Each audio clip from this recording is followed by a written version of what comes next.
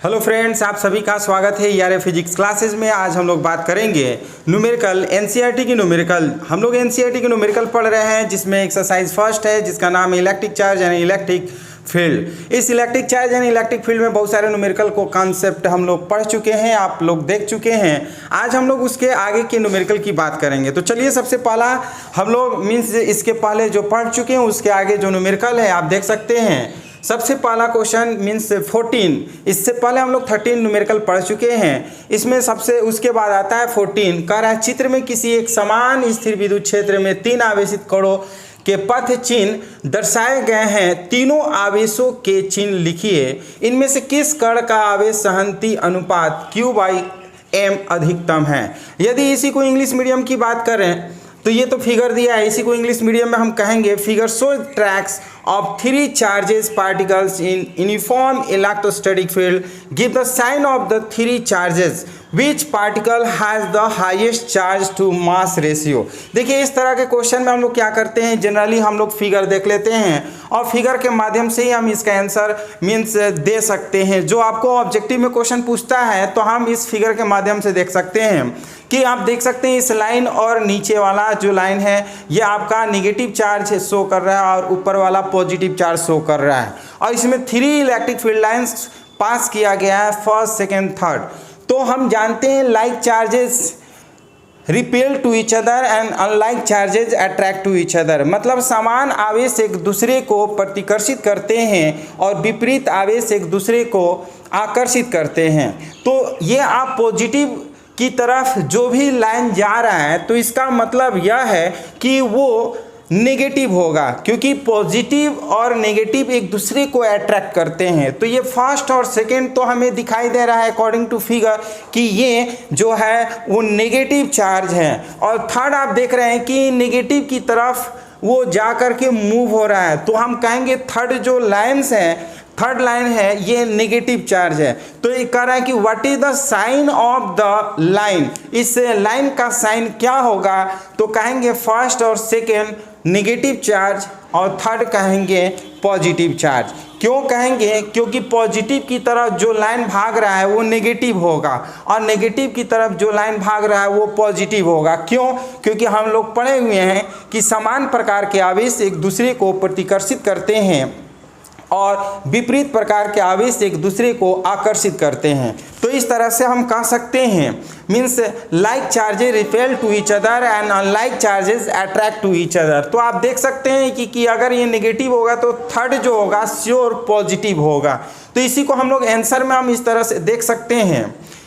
इसका हम कह सकते हैं 1, 2 जो है वो नेगेटिव एंड थर्ड जो है पॉजिटिव। तो इसका आंसर अगर हमको लिखना होगा तो लिख सकते हैं इस तरह से कि चित्र से जो बता रहा है कि ये आवेशित कण विपरीत आवेशित पट्टियों की ओर झुक रहा है। मीन्स अगर ये पॉजिटिव है तो इसकी ओर झुक रहा है। तो फर्स्ट और सेकेंड जो है वो ऋणावेशित और थर्ड कण जो है वो धनावेशित है। चूंकि समीकरण एक ही विद्युत क्षेत्र के समान चाल से पार करते हैं, पुनः आवेशित कण थर्ड ऊर्ध्वाधर की अधिकतम विक्षेपित हो रहा है। आप देख रहे हैं कि थर्ड जो है वो ज़्यादा विक्षेपित हो रहा है, इसलिए आवेश से द्रव्यमान का अनुपात इसके लिए अधिकतम होगा। जैसे कि आप लोग पढ़े होंगे कि जो आप लोग फार्मूला होता है ये S = UT + ½ AT²। ये आप लोग पढ़े होंगे इक्वेशन। तो ये आप देख रहे हैं कि x और y का दिया है, तो ये y डिस्टेंस को शोर कर रहा है, तो ये s के जगह पर हम y लिख लेते हैं। और ये चूंकि इसका स्टार्टिंग जो वेलोसिटी होता है वो 0, तो ये पूरा 0 हो जाएगा। तो ये 1/2 AT²। जैसे कि हम लिखें y = 1/2 AT²। आप जानते हैं कि E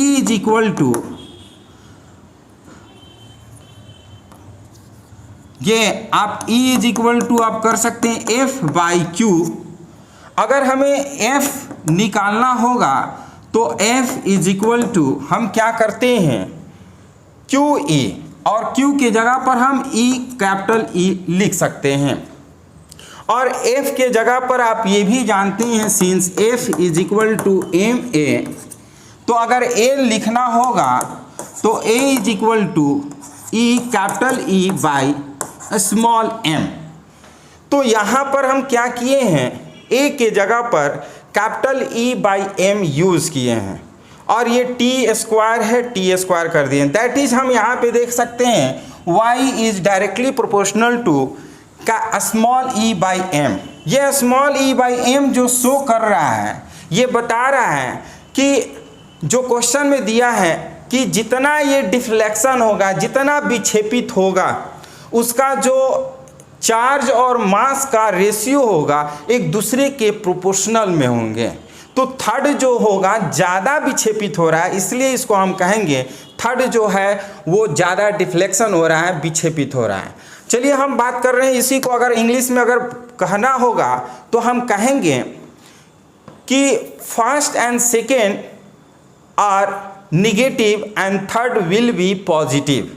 तो इसको हम लिख सकते हैं कि opposite charges attract each other and same charges repel each other. It can be observe that particle first and second both move toward the positively charge plate and repel away from the negatively charge plate. Means हम जानते हैं like charges जो होते हैं वो एक दूसरे को रिपेल करते हैं एंड अनलाइक चार्जेस अट्रैक्ट करते हैं। तो फर्स्ट और सेकेंड जो आप देख रहे हैं कि अट्रैक्ट हो रहा है टुवर्ड्स द पॉजिटिव, तो हम कहेंगे first and second are negative charges and third is positive. Hence these two particles are negatively charged plate, यानी कि first and second negatively charged plate and repels away from the positively charged plate. Hence particle third is positively, ये जो third है ये positively charge plate हो गया and first and second जो हो गया निगेटिवली चार्ज प्लेट हो गया।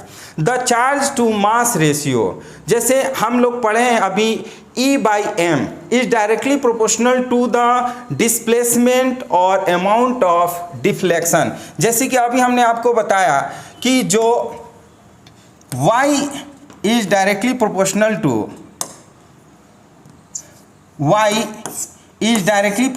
To E by M.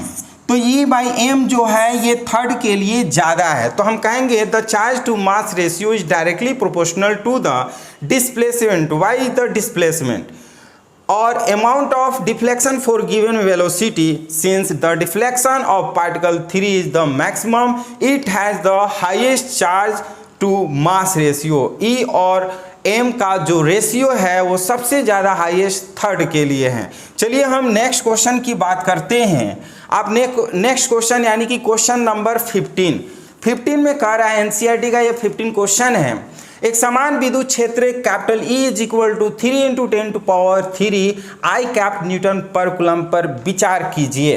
कह रहा है इसमें सबसे फर्स्ट इस क्षेत्र का 10 सेमी भुजा के वर्ग के उस पार्श्व से जिसका तल YZ तल के समानांतर है गुजरने वाला फ्लक्स क्या है। एंड इसका सेकंड क्वेश्चन कह रहा है कि इसी वर्ग से गुजरने वाला फ्लक्स कितना है यदि इसके तल का अभिलंब x अक्ष से 60 डिग्री कोण बनाता है। इसको अगर इंग्लिश में बात करें तो consider uniform electric field capital E is equal to 3 × 10⁻³ I cap newton पर coulomb. First question, what is the flux of this through a square of 10 centimetre on a side whose plane is parallel to the YZ plane, and second, what is the flux through the same square if the normal to its plates makes 60 degree angle with the axis। तो सबसे पहले हम क्या करते हैं, given की बात करते हैं। गिवन में जो दिया रहता है उसको हम लोग नोट कर लेते हैं। तो आप देख सकते हैं सोल्यूशन में हम क्या करते हैं, गिवन लिखते हैं। इलेक्ट्रिक फील्ड दिया हुआ है capital E is equal to 3 × 10⁻³ I cap newton पर coulomb and side of the square दिया है कितना 10 सेंटीमीटर। अगर 10 सेंटीमीटर को अगर मीटर में कन्वर्ट करना होता है तो हम क्या करते हैं 100 से डिवाइड करते हैं, तो हम लिख सकते हैं 0.1 मीटर। फिर हम देख रहे हैं कि और क्या दिया है, एरिया ऑफ द स्क्वायर। अगर सपोज दैट अगर एरिया ऑफ द स्क्वायर निकालना होगा तो आप जानते हैं area of the square is equal to side square, और साइड का स्क्वायर आप करिएगा 0.1 का स्क्वायर तो हम कर सकते हैं 0.01 I कैप मीटर स्क्वायर।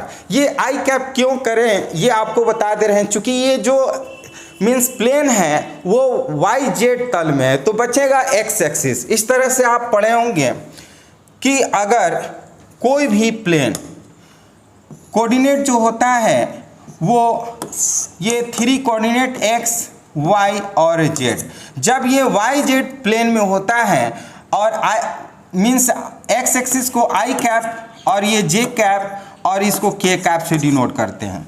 तो जब y z की तल में देता है तो बचेगा हमारा x एक्सिस, और x एक्सिस में हमेशा हम i कैप को डिनोट करते हैं, तो हम इसमें i कैप लिए हैं। फिर हम जानते हैं, हम लिख सकते हैं कि since phi is equal to E vector dot S vector, phi is equal to E vector dot S vector, जैसे कि आप electric flux is equal to जानते हैं formula E vector dot S vector, और ई वेक्टर के जगह पर ई का वैल्यू हम पुट करते हैं डॉट एस के जगह पर एस का वैल्यू पुट करते हैं। जैसे कि आप जानते हैं कि I cap dot I cap is equal to क्या होता है, कमेंट बॉक्स में आप जरूर बताइएगा कि आप क्या जानते हैं आई कैप डॉट आई कैप।